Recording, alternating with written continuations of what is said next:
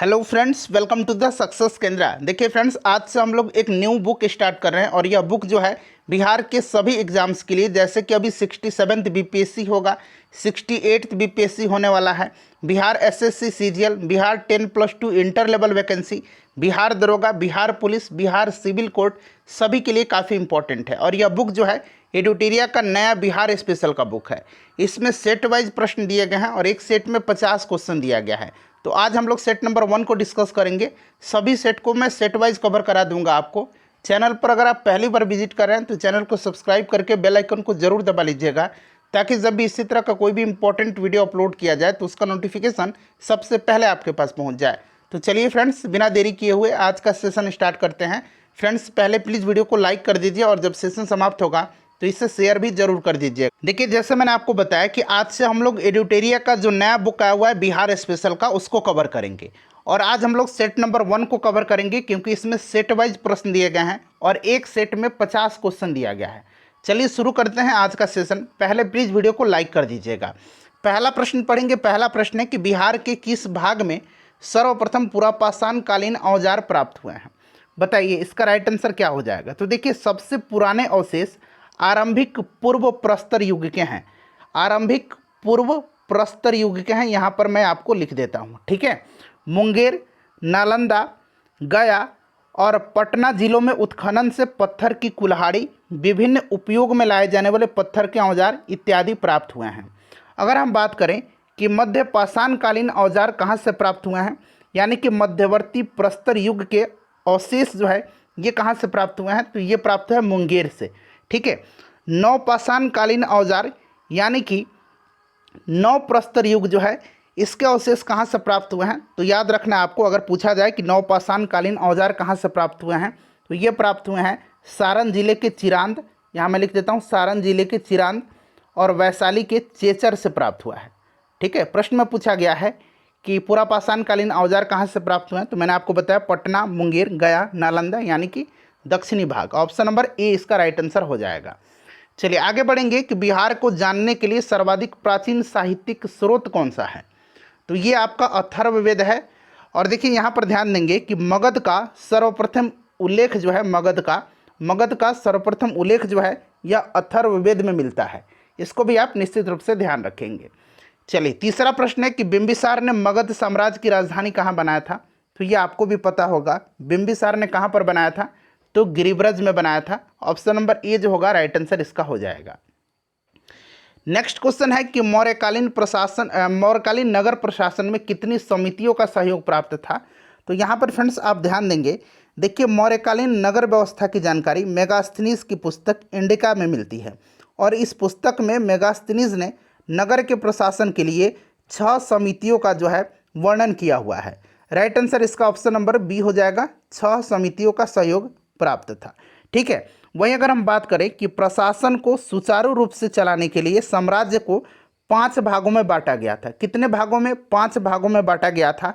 एक उत्तरापथ था, यहाँ मैं लिखता हूँ उत्तरापथ, ठीक है, उत्तरापथ था। इसकी राजधानी कहाँ थी, तो उत्तरापथ की राजधानी तक्षशिला थी, ठीक है। उसके बाद अवंती राष्ट्र था। कौन था? अवंती राष्ट्र था। अवंती राष्ट्र की राजधानी कहाँ थी, तो उज्जैनी थी। उज्जैनी इसकी राजधानी थी। उसके बाद कलिंग था। कलिंग की राजधानी तोसली थी। दक्षिणापथ था, इसकी राजधानी स्वर्णगिरी थी, ठीक है।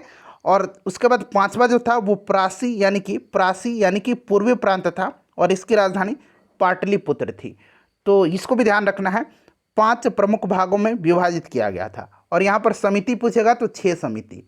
चलिए उसके बाद देखिएगा कि तृतीय बौद्ध संगति का आयोजन कहाँ किया गया था। अच्छा, पहला कहाँ हुआ था, तो पहला जो हुआ था ये आपका राजगृह में हुआ था, अजातशत्रु के समय में। दूसरा जो हुआ था ये वैशाली में हुआ था, कालाशोक के समय में। तीसरा पूछा गया है पाटलिपुत्र में हुआ था, अशोक के समय में। चौथा हुआ था कुंडलवन कश्मीर में, कनिष्क के शासनकाल में। नेक्स्ट क्वेश्चन है कि प्रसिद्ध सूफी संत मखदूम सरफुद्दीन याह्या मनेरी की दरगाह कहाँ स्थित है। देखिए, इनसे संबंधित प्रश्न अभी जो असिस्टेंट ऑडिट ऑफिसर का पेपर हुआ था उसमें पूछा गया था कि ये किस सिलसिले से, सूफी सिलसिले से संबंधित थे, तो याद रखना है फिरदौसी सिलसिले से ये संबंधित थे, ठीक है। और पूछा गया है कि इनका दरगाह कहाँ पर स्थित है, तो बिहार शरीफ में। अच्छा, इनका जन्म कहाँ पर हुआ था, तो इसको भी याद रखेंगे। इनका जन्म जो हुआ था ये मनेर में हुआ था, ठीक है, मनेर में हुआ था।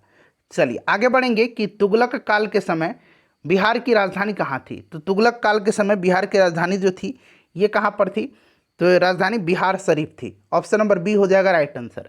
मिथिला के कर्नाट वंश के शासकों की राजधानी कहाँ थी। अच्छा, मिथिला का जो कर्नाट वंश था इसकी स्थापना किसने किया था, तो इसका स्थापना नान्यदेव ने किया था। ठीक है, किसने किया था, नान्यदेव ने किया था। और राजधानी जो थी ये सिमरावगढ़ थी। ठीक है, आखिरी शासक जो थे ये हरि सिंह देव थे। कौन थे, हरि सिंह देव थे, ये भी आप ध्यान रखेंगे, हरि सिंह देव थे। संस्थापक नान्यदेव, आखिरी शासक हरि सिंह देव थे। और यहाँ पर इंपॉर्टेंट पॉइंट ध्यान रखिएगा, कर्नाट वंश के शासनकाल को मिथिला का स्वर्ण युग भी कहा जाता है। ठीक है, चलिए नेक्स्ट क्वेश्चन कर लेंगे। वीडियो को प्लीज़ फ्रेंड्स लाइक कर दीजिएगा जरूर। देखिए, इब्राहिम लोदी के शासनकाल में बिहार का वह सूबेदार जिसने सुल्तान के विरुद्ध विद्रोह किया, बताइए इसका राइट आंसर क्या हो जाएगा, ये कौन है। तो देखिए इसका जो राइट आंसर हो जाएगा वो आपका कौन सा हो जाएगा, बताइए करेक्ट आंसर। अगर आपको आंसर पता है तो आंसर आप बताते चलिएगा।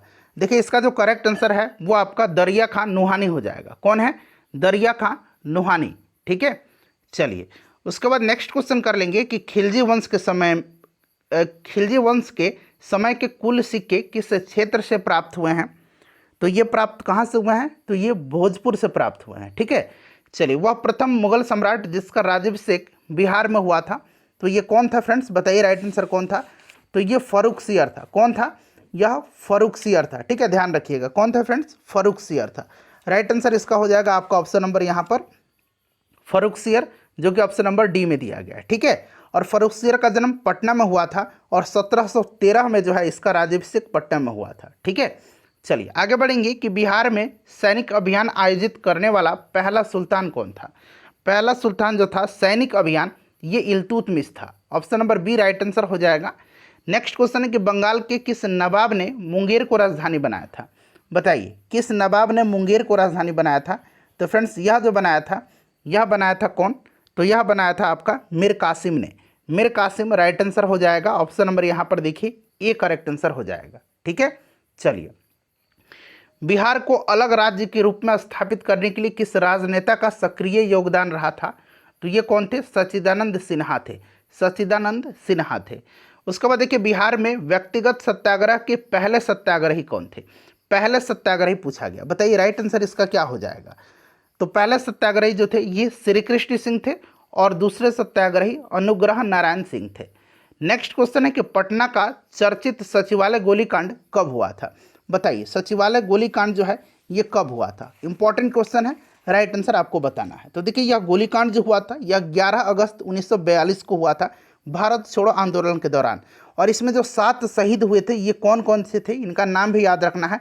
शहीद उमाकांत प्रसाद सिंह, शहीद रामानंद सिंह, शहीद सतीश प्रसाद झा, शहीद जगपति कुमार, शहीद देवीपद चौधरी, शहीद राजेंद्र सिंह, शहीद राम गोविंद सिंह। ठीक है, तो ये 7 नाम याद रखना है। चलिए तो राइट आंसर इसका हो जाएगा 11 अगस्त 1942, यानी कि option number B. Next question है कि 1857 के विद्रोह के नेतृत्वकर्ता कौन थे बिहार में। तो बिहार में कौन थे, तो वीर कुंवर सिंह थे। राइट आंसर इसका ऑप्शन नंबर ए हो जाएगा, वीर कुंवर सिंह। अच्छा, पटना में किसने जो है 1857 की क्रांति का नेतृत्व किया था, तो पीर अली खान ने किया था। ठीक है, पीर अली खान ने किया था। ये प्रश्न पूछा जाता है बीपीएससी के द्वारा, इसको ध्यान रखना है आपको।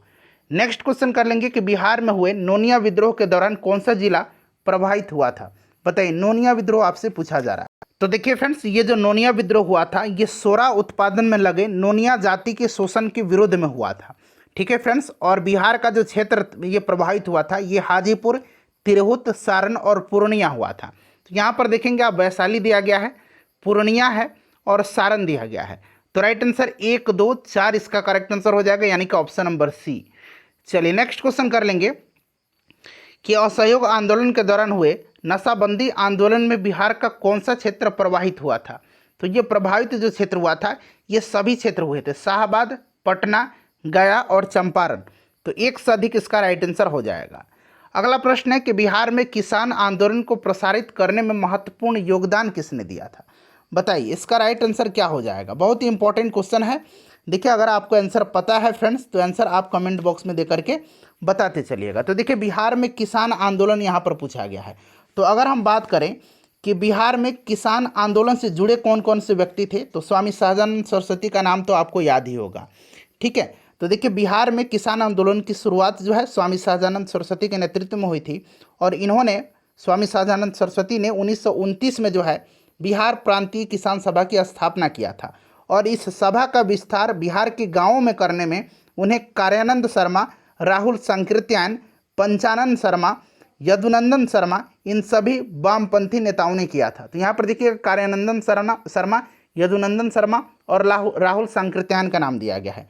ठीक है, तो यह नाम ध्यान रखेंगे, पंचानन शर्मा का भी नाम याद रखिएगा। तो एक से अधिक राइट आंसर हो जाएगा। बिहार में कौमी सेवक दल की स्थापना कब हुआ था, तो बिहार में कौमी सेवक दल की स्थापना जो है ये आपका 27 नवंबर 1921 को हुआ था। ऑप्शन नंबर ए हो जाएगा राइट आंसर। देखिए पीडीएफ टेलीग्राम पर आपको मिल जाएगा थोड़ी देर के बाद, आंसर आप लोग यहाँ से नोट डाउन कर लेंगे। ठीक है, चलिए उसके बाद देखिए मध्यकालीन बिहार में अंतर्राष्ट्रीय व्यापार का मुख्य केंद्र कौन था, तो मुख्य केंद्र जो था ये पटना और भागलपुर था। ऑप्शन नंबर इसका सी राइट आंसर हो जाएगा, क्योंकि ये नदी से जुड़े हुए हैं, गंगा नदी से। चलो उसके बाद देखिएगा कि बिहार पहुंचने वाले प्रथम यूरोपीय व्यापारी कौन थे, तो ये कौन थे फ्रेंड्स, ये पुर्तगाली थे। कौन थे, पुर्तगाली थे। सबसे पहले जो आए थे बिहार में ये पुर्तगाली आए थे। बिहार में होम रूल आंदोलन के अध्यक्ष कौन थे, बताइए बिहार में होम रूल आंदोलन के अध्यक्ष जो थे ये कौन थे। अच्छा क्वेश्चन है। ठीक है, बताइए इसका राइट आंसर क्या हो जाएगा। तो देखिए यहाँ पर आप ध्यान देंगे, यहाँ पूछा गया है कि होम रूल आंदोलन के। ठीक है, तो देखिए बांकीपुर में 16 दिसंबर 1916 को यहाँ मैं लिख देता हूँ। ठीक है, मौलाना मजहरुल हक की अध्यक्षता में होम रूल लीग का गठन किया गया था। ठीक है, तो पूछा गया है कि अध्यक्ष कौन थे, तो मौलाना मजहरुल हक। अच्छा, इसके उपाध्यक्ष कौन थे, तो उपाध्यक्ष जो थे ये नवाब सरफराज हुसैन खां थे, और मंत्री जो थे ये चंद्रवंशी सहाय थे। तो ये भी आप ध्यान रखिएगा। ठीक है, चलिए उसके बाद देखिए पूछा गया कि देशेर कथा यानी कि देश की बात के लेखक कौन है। देशेर कथा को किसने लिखा है, बताइए करेक्ट आंसर क्या हो जाएगा। तो देशेर कथा जो लिखा है ये किसने लिखा है, ये लिखा है सखाराम गणेश देवस्कर ने, और इसका प्रकाशन जो है ये 1904 में किया गया था। 1904 में इसका प्रकाशन किया गया था। ठीक है, सखाराम गणेश देवस्कर। बिहार प्रांत का गठन कब किया गया था, तो ये आपको पता है 22 मार्च 1912 को, और इसमें उड़ीसा सम्मिलित था। और बिहार और उड़ीसा को अलग कब किया गया था, तो 1 अप्रैल 1936 को। नेक्स्ट क्वेश्चन है कि भारतीय संविधान के किस अनुच्छेद के अंतर्गत राज्यपाल द्वारा मुख्यमंत्री की नियुक्ति की जाती है, तो ये कौन सा आर्टिकल है, आर्टिकल 164 है। बिहार राज्य का वास्तविक प्रधान निम्न में से कौन होता है, तो वास्तविक प्रधान जो होता है ये आपका मुख्यमंत्री होता है। ठीक है, उसके बाद देखिए नेक्स्ट क्वेश्चन है कि पंचायती राज संस्थानों में महिलाओं को 50% आरक्षण देने वाला भारत का पहला राज्य कौन है, तो पहला राज्य बना था बिहार। ठीक है, बिहार इसका राइट आंसर हो जाएगा। ये प्रश्न अभी 67th बीपीएससी का जो पेपर हुआ था 8 मई के दिन, उसमें यह प्रश्न पूछा गया था। ठीक है, उसके बाद देखिए बिहार विधानसभा में अनारक्षित सीटों की संख्या। अच्छा, बिहार विधानसभा में टोटल सीट कितना है, तो 243 है। यहाँ पर अनारक्षित पूछा गया यानी कि जो रिजर्व सीट नहीं है। तो देखिए यहाँ पर आप ध्यान देंगे, तो अगर हम बात करें तो टोटल 38 सीट जो हैं ये एससी के लिए हैं, और 2 सीट जो हैं ये एसटी के लिए रिजर्व हैं। तो बच गए कितने, 38 2 40 में से 203 बच गया, यानी कि ऑप्शन नंबर इसका सी हो जाएगा करेक्ट आंसर। ठीक है, चलिए आगे बढ़ेंगे, नेक्स्ट क्वेश्चन कर लेंगे। हाँ, अगला प्रश्न यहाँ पर आप देखिएगा। नेक्स्ट क्वेश्चन है हमारा कि स्वतंत्रता पश्चात बिहार में पहला चुनाव कब कराया गया था, तो ये कराया गया था 1952 में। ठीक है, ऑप्शन नंबर डी होगा राइट आंसर। बिहार के किस जिला में सोमेश्वर की पहाड़ी स्थित है, तो सोमेश्वर की पहाड़ी आपको पता है यह पश्चिम चंपारण में है। यह प्रश्न बीपीएससी का फेवरेट है और बार बार पूछा जाता है। ठीक है, चलिए उसके बाद देखिएगा कि विधान परिषद में सदस्यों का कार्यकाल कितने वर्षों का होता है, तो विधान परिषद और राज्यसभा में 6 वर्ष का होता है, और प्रत्येक जो है 1/3 सदस्य 2 वर्ष पर जो है सेवानिवृत्त होते हैं।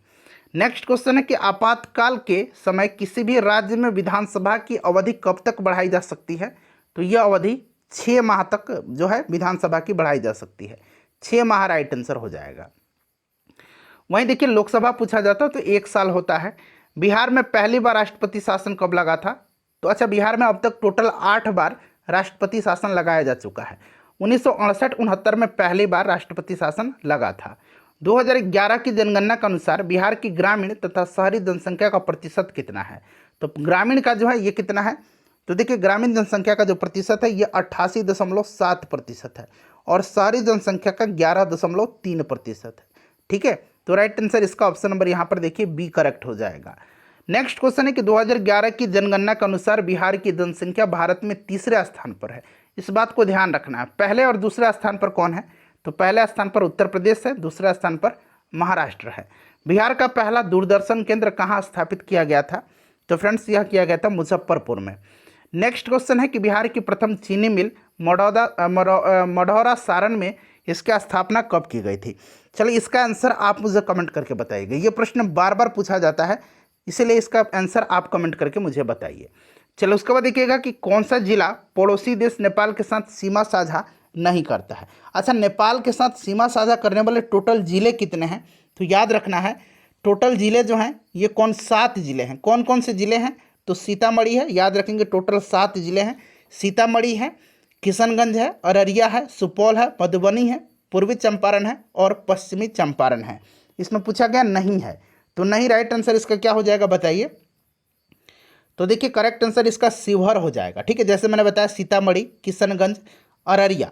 ठीक है, अररिया के बाद सुपौल, मधुबनी, पश्चिम चंपारण, पूर्वी चंपारण ये सब आते हैं।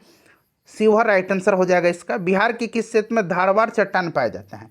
धारवाड़ चट्टान जो है यह किस क्षेत्र में पाए जाते हैं, यह आपसे पूछा जा रहा है। बताइए राइट आंसर इसका क्या हो जाएगा? देखिए धारवाड़ क्रम की जो चट्टान है यह पाया जाता है किस क्षेत्र में?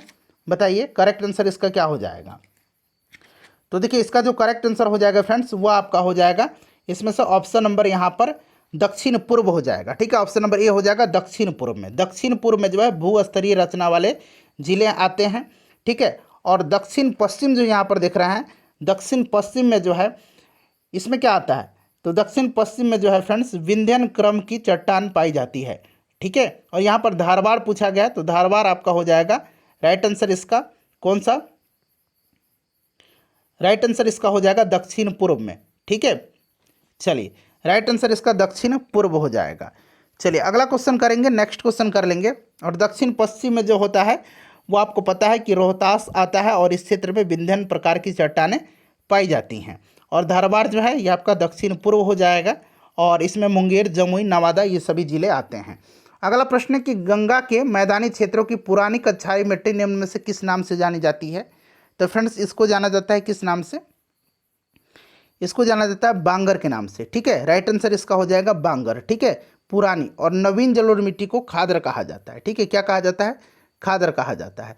और यहाँ पर चलिए आंसर मैं बता देता हूँ आप लोगों को। प्रथम चीनी मिल मढ़ौरा सारण की स्थापना 1904 में हुई थी। ठीक है, जिन्होंने कमेंट कर दिया है बहुत अच्छा है।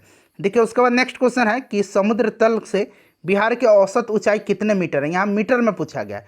मीटर में पूछा जाएगा तो आपको याद रखना है 53 मीटर। वहीं अगर फीट में पूछा जाएगा तो 173 फीट, ये भी आप ध्यान रखिएगा। देखिए बिहार राज्य की भू आकृति निम्न में से सामान्यतः किस प्रकार की है? तो यह आयताकार है। कैसी है? आयताकार है। उसके बाद देखिए कोपेन की जो जलवायु वर्गीकरण है उसका अनुसार उत्तरी बिहार की जलवायु को किस प्रकार से विभाजित किया गया है? बताइए इसका राइट आंसर क्या हो जाएगा? तो देखिए उत्तरी बिहार और दक्षिणी बिहार इन सबको आपको ध्यान रखना है। तो यहाँ पर उत्तरी बिहार पूछा गया है तो उत्तरी बिहार को जो है किस में रखा गया है? तो याद रखिएगा आप उत्तरी बिहार को जो रखा गया है वो आपका रखा गया है किस में? तो CWG में। CWG में। दक्षिणी बिहार वहीं पूछता कोपेन के जलवायु वर्गीकरण के अनुसार, तो ये आपका AW हो जाता।